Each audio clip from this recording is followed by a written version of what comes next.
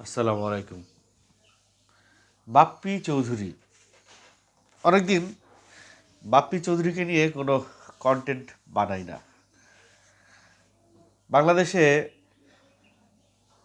যদি fan base থেকে থাকে, রিয়েল ফ্যান বেজ, তাহলে প্রথমে তো শাকিব খানের নাম আসবে। তারপরে যদি কয়েকজনের নাম বলা হয়, তার মধ্যে বাপ্পি চৌধুরীর নাম অন্যতম।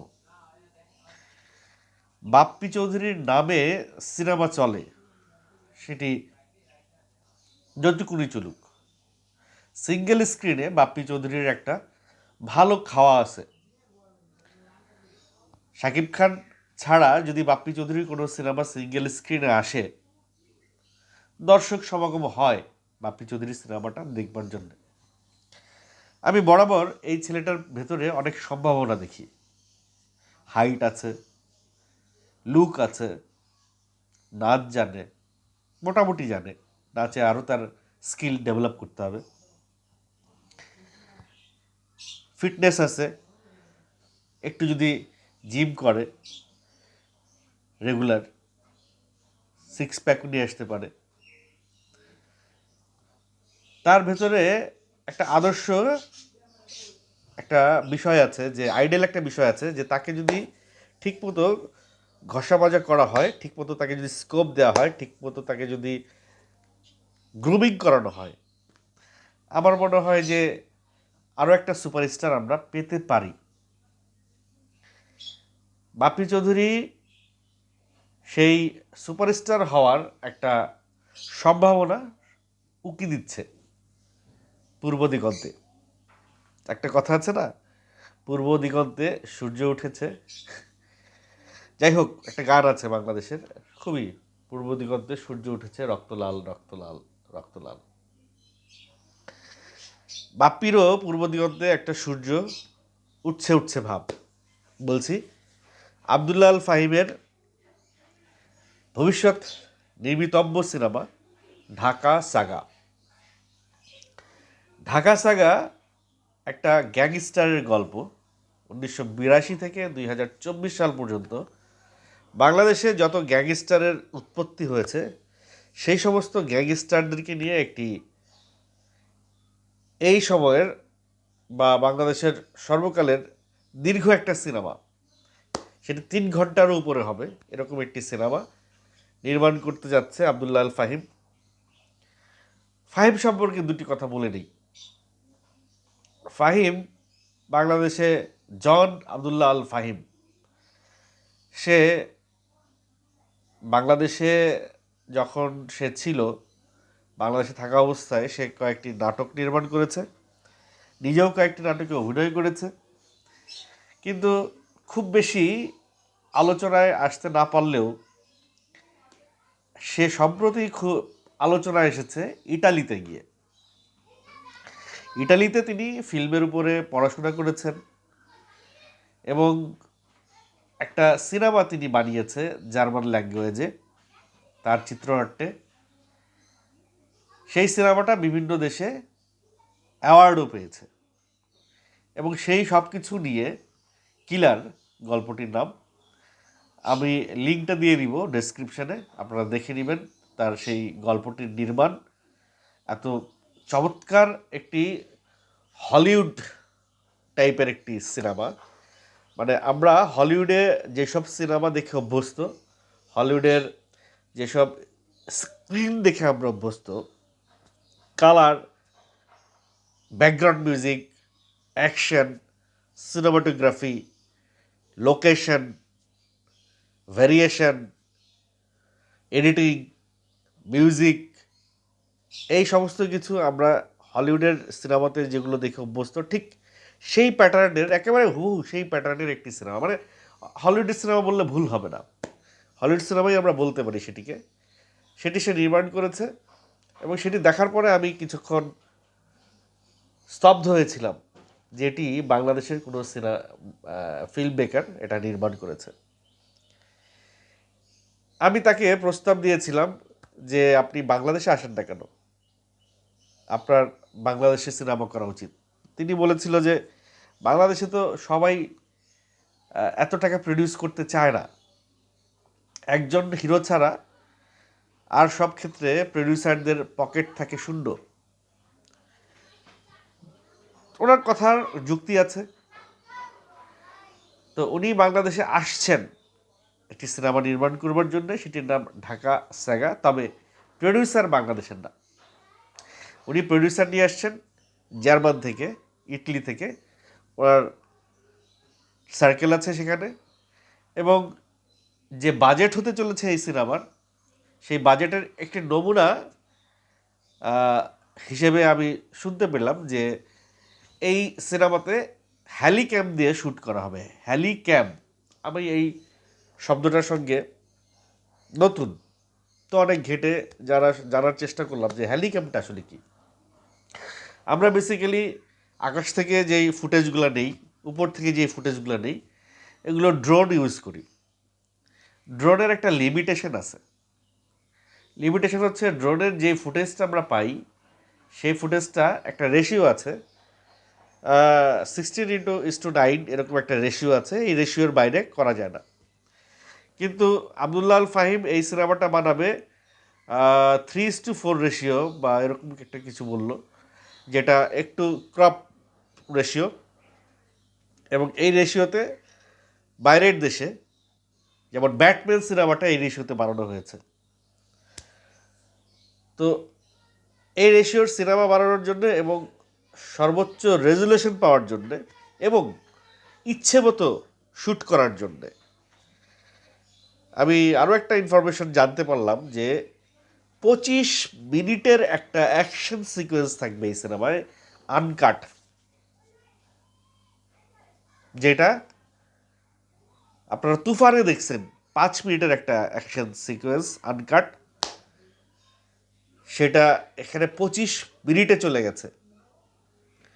25 মিনিটের একটা আনকাট অ্যাকশন সিনেমা থাকবে। আর যেহেতু এটা একটা গ্যাংস্টারের সিনেমা, গ্যাংস্টার রিলেটেড সিনেমা, আপনারা জানেন সেই মুরগি মিলন, এরশাদ সিকদার, তারপরে অনেকেই, মানে সুইডেন আসলাম, কালা জাহাঙ্গীর, যাবতীয় গ্যাংস্টার, সব গ্যাংস্টারকে একত্রিত করবে এই সিনেমার ভিতরে। এবং এটা আমার মনে হয় না এক পার্টে শেষ করতে পারবে, এটা কয়েক পার্ট হয়তো হবে।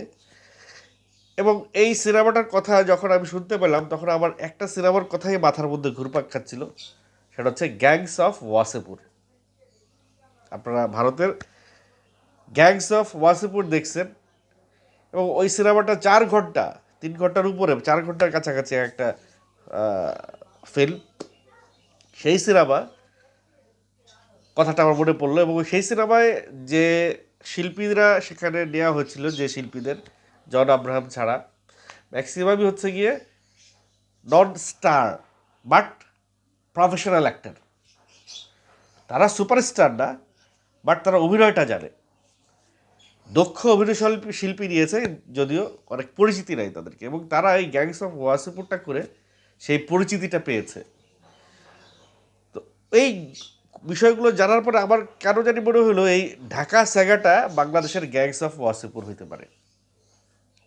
এবং বাপ্পি এই সিনেমায় মেইন কাস্ট, এটি আমি শিওর হয়েছি, সামহাও আমি জানতে পেরেছি বাপ্পি চৌধুরী এই সিনেমায় মেন কাস্ট করছে। এবং বাপ্পি চৌধুরীর জীবনে এটা একটা ইউটার্ন হইতে চলেছে, টার্নিং পয়েন্ট হইতে চলেছে তার ক্যারিয়ারে, ফিল্ম ক্যারিয়ারে। অ্যাকশন হিরো হিসেবে বাপ্পি চৌধুরী অলরেডি দর্শকদের কাছে গৃহীত। এই ঢাকা স্যাগা করার পরে বাপ্পি চৌধুরীর চেহারাটা, বাপ্পি চৌধুরীর ইমেজটাই পাল্টে যাবে। এবং সেই জন্যে বাপ্পি চৌধুরীকে অবশ্যই অবশ্যই তাকে একটা ট্রেনিং পিরিয়ডের ভিতরে আসতে হবে। তাকে জিমটা প্রপারলি করতে হবে, ওয়ার্কআউট করতে হবে, বডি শেপটাকে, বডি ফ্লেক্সিবল করতে হবে অ্যাকশনের জন্য, যে বডিটা দরকার। এই আব্দুল্লাহ আল ফাহিম, জন আব্দুল্লাহ আল ফাহিম যেই অ্যাকশন তার কিলার সিনেমায় দেখাইছে, ওই অ্যাকশন যদি বাপ্পি চৌধুরীর করতে হয় ঢাকা স্যাগার মধ্যে, তাহলে তাকে কি পরিমাণ পরিশ্রম করতে হবে সেটা সে আমার মনে হয় অলরেডি বুঝে ফেলছে। এবং যে সিচুয়েশন চলছে বর্তমানে, এই সিচুয়েশনে বাপ্পি চৌধুরীকে যদি কামব্যাক করতে হয়, তাহলে তাকে এই সুযোগটাই লুফে নিতে হবে, এবং এটা তার পারফেক্ট একটা মানে অপরচুনিটি। অলরেডি ফেসবুকে অনেক পোস্ট দেখতে পাচ্ছি, ঢাকা সাগায় অনেকেই যুক্ত হয়েছে। একে আজাদ সেতু ঢাকা সাগার বোর্ডে এনলিস্টেড হয়েছে। আমাদের বাংলাদেশের একজন খুবই এনএসডি থেকে পড়াশোনা করে আসছে সেই আশিস খন্দকার যুক্ত হয়েছেন। আরও আরও মানে একেবারে বেছে বেছে আমি দেখলাম এই ছেলেটি বেছে বেছে ভালো ভালো ক্রিম ক্রিম অ্যাক্টরদেরকে সে ইনক্লুড করছে তার সিনেমায়। এবং এই সিনেমাটা বাংলাদেশের সিনেমাকে ওয়ার্ল্ডে একটা অন্য মাত্রা নিয়ে যাবে, বাংলাদেশের সিনেমাকে ওয়ার্ল্ডে একটা অন্য মাত্রায় নিয়ে যাবে। এটা আমি মোটামুটি শিওর। আমি জয়ন আব্দুল ফাহিমের কিলারটা দেখার পরে আমার কাছে মনে হয়েছিল যে সে কেন শাকিব খানকে পার্সিউ করে না, বা শাকিব খান কেন তাকে পিক করে না। কারণ শাকিব খান দেখেছি সে তার ভালোর জন্যে, সে বাংলাদেশের সিনেমার ভালোর জন্যে, বাংলাদেশের সিনেমাকে আন্তর্জাতিক পর্যায়ে নিয়ে যাওয়ার জন্যে সে যে পরিমাণ তিক্ত দৃষ্টিতে চারপাশে দিয়ে রেখেছে, যে যেখানে ভালো কোনো ডিরেক্টর আছে, যেখানে ভালো কোনো গল্প আছে, সেখানেই শাকিব খান নক করছে, তাকে ডাকছে, তার সঙ্গে কথা বলছে, বা তারা যদি শাকিব খানের সঙ্গে কথা বলতে চায় সে সাদরে ওয়েলকাম করছে। বরবাদ সিনেমা শাকিব খানের এই মুহূর্তে সবচাইতে হাইপে আছে, এবং বরবাদের হাইপকেও যদি টক্কর দিতে হয়, বরবাদের হাইপ কী জন্য আছে? একে তো শাকিব খান আছে, তার উপরে বরবাদের বাজেট বাংলাদেশের যে কোনো সিনেমার বাজেটের চাইতে বেশি। তার চাইতেও বেশি বাজেট নিয়ে এই ঢাকা সেগাটা নির্মাণ করা হবে। কারণ ঢাকা সেগাটা একজন গ্যাংস্টারকে নিয়ে হচ্ছে না। এইখানে 1982 সাল থেকে 2024 সাল পর্যন্ত, এর মধ্যে ম্যাক্সিমাম টাইমটাই থাকবে হচ্ছে গিয়ে 1982 সাল থেকে 1990s পর্যন্ত, আর 2000 পরবর্তী সময় থেকে 2024 সালটা থাকবে 40 মিনিট বা 25 মিনিট কম যেন এরকম একটা সময় থাকবে, আর ম্যাক্সিমাম টাইমটা থাকবে ওই সময়টা। তো লম্বা এটা যেহেতু এটা একটা পিরিয়ডিক্যাল ফিল্ম মানে ওই সময়টা দেখাইতে হবে, ওই লোকেশনটা দেখাইতে হবে, ওই যানবাহন, ওই বিল্ডিং, ওই ড্রেস আপ, ওই কস্টিউম, ওই মেকআপ সব 1982 সালে নিয়ে যেতে হবে। সেখান থেকে আস্তে আস্তে 24 সালে আসতে হবে। সো লম্বা একটা খরচের বিষয় আছে, বিশাল একটা খরচের বিষয় আছে, এবং এত বড় একটা প্রজেক্ট ব্যাসাকারেরও একটা বিষয় আছে। যদি ঠিকঠাক মতো এই প্রজেক্ট এক্সিকিউশন না হয় তাহলে এটা একটা ব্লান্ডার হয়ে যাবে, এটা একটা যাচ্ছে তাই হয়ে যাবে। তো অবভিয়াসলি নজর দিতে হবে প্রি প্রোডাকশনের উপরে, এবং সেটাই এই মুহূর্তে আবদুল্লাহ আল ফাহিম করছেন। সে প্রি প্রোডাকশনটা একেবারে সূক্ষ্মভাবে করার চেষ্টা করছে, যাতে অ্যাকশনে গিয়ে তার কোনো প্রবলেম না হয়। ফেব্রুয়ারিতে দেশে আসবে, জানুয়ারির আগ থেকেই সে তার প্রিপারেশন চলছে। ফেব্রুয়ারিতে এসে সে শুটে যাবে। এই শুটে যাওয়ার আগে সে কিন্তু কিছু কিছু কাস্টিং সে ওভার ফোন, ওভার কমিউনিকেশন সে করে ফেলছে, সেগুলোর পোস্টও দেখতে পাচ্ছি আমরা, এবং কিছু কিছু কাস্টিং সে দেশে এসে করবে। এই সিনেমায় আরও একটা চমক আছে, সেটা হচ্ছে কয়েকটা প্রথম সারির নায়িকা এই সিনেমায় থাকবে, যেগুলো আইটেম সং হিসেবে তাদের আবির্ভাব থাকবে। মানে যেহেতু 80s গল্প, 90s গল্প, 2000 গল্প, সো গ্যাংস্টারের গল্প, আর আইটেম সব থাকবে না তা তো হয় না। নারী এবং অস্ত্র, মাদক, এই তিনটা জিনিস এই সিনেমার সবচাইতে মুখ্য বিষয়। তার উপরে যেই বিষয়টা সেটা হচ্ছে ভায়োলেন্স। ইদানিং সিনেমাগুলোতে ভায়োলেন্স খুব খাচ্ছে, এবং জয়ন আব্দুল্লাহ আল ফাহিম সেখানেই প্রজেকশনটা দিচ্ছে এই সিনেমার ক্ষেত্রে। প্রচণ্ড লেভেলের ভায়োলেন্স থাকবে এই সিনেমায়। হ্যাঁ, আফসোস একটাই, এখানে সুপারস্টার শাকিব খান থাকবে না। কিন্তু বাপ্পি চৌধুরীকে যেই অবতারে এখানে আবির্ভাব করাবে জহর আবদুল্লাহ আল ফাহিম, আমি আবারও বলছি, এই ছেলেটি ইটালিতে ফিল্মে পড়ালেখা করছে এবং তার একটা গ্রুপ হয়েছে সেখানে ফিল্ম রিলেটেড, যারা ওইখানে পড়ালেখা করেছে, যারা তার সঙ্গে অ্যাসোসিয়েট করতেছে। সেই গ্রুপটার মধ্যে কেউ স্ক্রিপ্ট লেখে, কেউ ক্যামেরা চালায়, কেউ মেকআপের সাইডটা দেখে, কেউ কস্টিউমের সাইডটা দেখে, কেউ সেটের সাইডটা দেখে। তার মানে একটা হোল ফরেন টিম পাচ্ছে, ইউরোপের একটা টিম পাচ্ছে এই সিনেমাটা বানানোর জন্য। সেই ইউরোপের টিমটার মধ্যে চিফ অফ দ্য টিম হিসেবে থাকছে জন আবদুল্লাহ আল ফাহিম, ডিরেক্টর হিসেবে থাকছে জন আবদুল্লাহ আল ফাহিম, স্ক্রিপ্ট রাইটার হিসেবে থাকছে জন আবদুল্লাহ আল ফাহিম, যে বাংলাদেশের আসলে গল্পটা ক্যামেরায় তুলে ধরার জন্য তাকেই লাগবে। এবং সে তার শৈশব থেকে বড় হওয়া পর্যন্ত যা সে দেখছে, শুনছে এবং অনুভব করছে, পড়ছে, এগুলোই তো সে তার স্ক্রিনে তুলে আনবে। তো সেই ক্ষেত্রে তার আসলে তার মানে প্রয়োজনটা অপরিহার্য। যাই হোক, শুনে ভাল লাগছে, এত বড় একটা সিনেমা হবে, এত দারুণ একটা সিনেমা হবে, দেখে কতটা ভাল লাগবে তার তো ইয়াত্তা নাই। তবে আশা করছি যেন সিনেমাটা ব্ল্যান্ডার না হয়, কারণ এর আগে আব্দুল আজিজ সাহেব এভারনাইট বানাতে যায় 800 কোটি টাকার একটা চাপাবাজি করছে এবং 1000 কোটি টাকা আয় করবে তারও একটা চাপাবাজি করছে। পরে আদতে যায় আমরা যে কি পাইছি সেটা আমরা সবাই জানি, সে বিষয়ে আর কথা না বলি। জন আবদুল্লাহ আল ফাহিমের উপরে ভরসা রাখছি।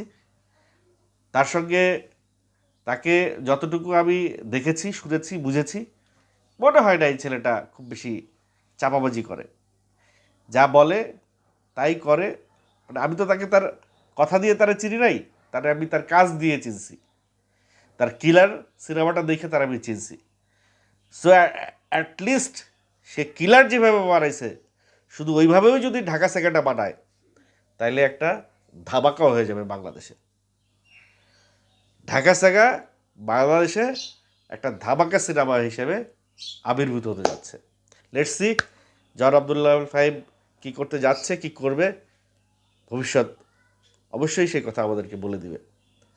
দর্শক, আপনারা এই ছেলেটির কাছে কি এক্সপেক্ট করেন কমেন্ট করে জানাবেন।